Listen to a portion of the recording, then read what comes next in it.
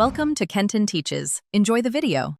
You'll start by preparing the system and locating the shortcut whose arrow you want to remove. Once you have an admin session, make a quick system restore point or export the registry key so you can undo changes.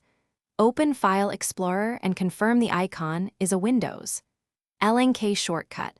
This matters because only LNK overlays use the shortcut arrow. Now you're ready to edit the registry, or use a resource hack tool to change the overlay bit and remove the arrow. Next, you'll remove the overlay by editing Explorer's overlay settings.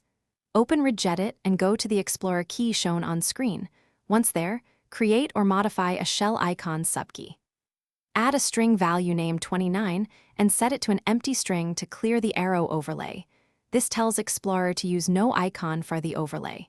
If you prefer, run an established resource tool that replaces the arrow icon file. Either way, restart Explorer or sign out to see the change take effect. Finish by forcing Explorer to reload so the change appears immediately. Restart Explorer. EXE from Task Manager or sign out and back in. Then verify the target icon no longer shows the arrow. Make sure you cleared the icon cache if old graphics persist.